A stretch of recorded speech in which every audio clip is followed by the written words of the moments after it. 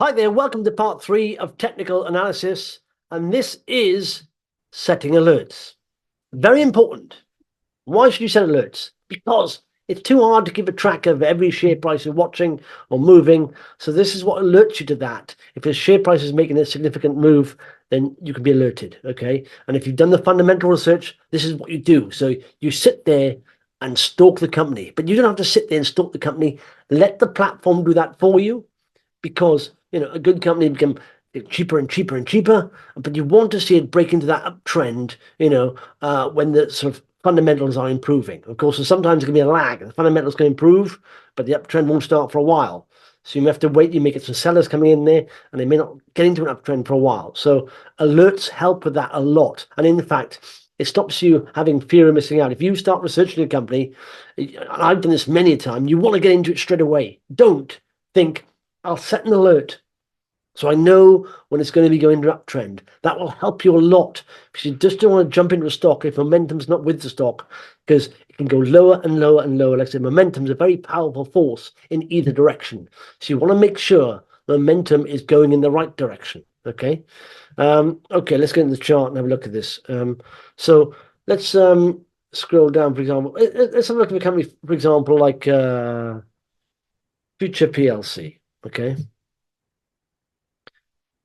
Now it's gone down a massive downtrend, and I'm thinking, okay, I do like the fundamentals of this company, very good value. They need to attain growth again, but when do I get into this? And so you can see here, it's pretty much, you've got this, range bottom. It's trying to break 200-day. It fails, comes back down to the bottom of the range, and it's going sideways. So what we haven't seen here is, and there's several different kinds of alert you can put on companies. So you can put an alert on the price, and I give an example there. So the share price, let's get rid of the 20-day moving average. Don't need that, it's too messy. So I'd say, okay, it hasn't broken above, say, 810 for a while. And in fact, you can see that line. I've already got an alert on that. But what you do is you right click on the chart where you want to put the alert.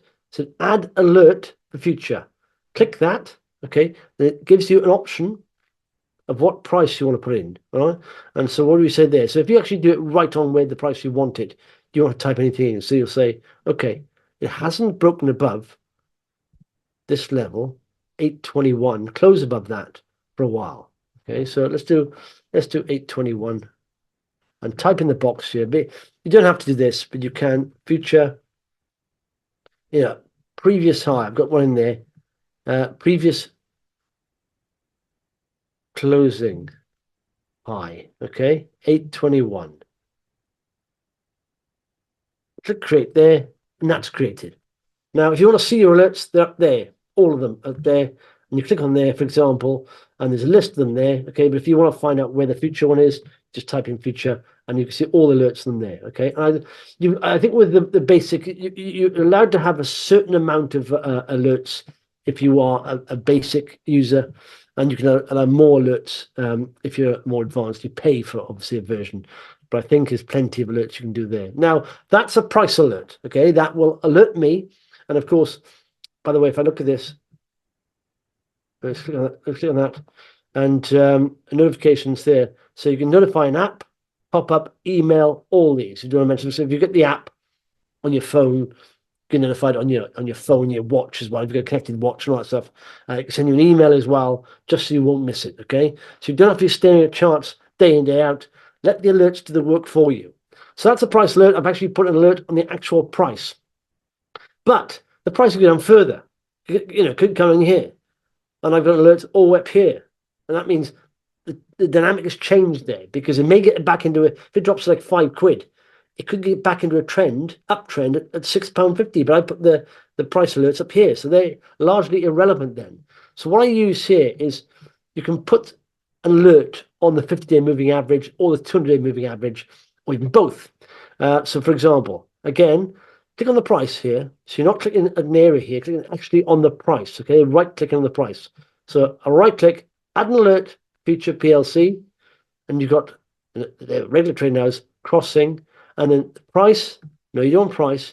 You want it crossing, and you've got moving average 200-day, 50-day, 20-day, 125, anything to do. So whatever moving average you've added on the side here, up the top right, any of these, it'll bring up these, or you can put one in for yourself. I say, so type in there, so price crossing 200-day, okay, and only once, pretty much. You can do, once per close, once per minute. But only once, because I tend to revisit my alerts on, not a daily basis, but when they're triggered, pretty much. And you type in here. This is what I type. It's up to you what you type. So future crossing 200-day. Okay. Did I put in the 200-day? Yes. 200 moving average. Okay. So that's that, crossing 200-day. Now, if I want to put in any alerts, I can select the alerts I want there. Add alert. 50, whatever. Sorry, price 50, crossing any one of those. Okay.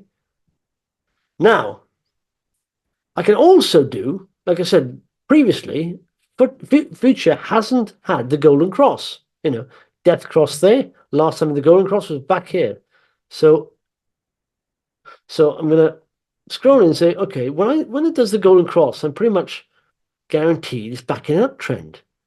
So what you need to do now is click on the 50-day moving average, alert on the 50-day movers. So you're crossing up the 200-day moving average. Okay, so you go future 50, or just say golden cross. Makes it simple. Okay. And those are the three types of alerts I will use. So you actually do, a definitive price alert where it hits a certain price, but so that can change, of course, and you may need to move that around a little bit.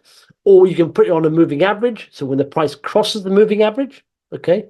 Or you can put one moving average crossing another moving average. So that's the kind of alerts you can do. And like I said, they'll take a lot of stress out of it. If you see a company you like fundamentally, then you don't have to sit there watching the chart waiting for it to happen. It just alerts you when it happens by email, by a pop-up notification, whatever. Okay, hopefully that will help you, and it does help you with fear of missing out. I guarantee it. Just if your research company says, right, I'm just going to put an alert on that. Okay, just to confirm it's an uptrend. Thanks very much. Hope that helps.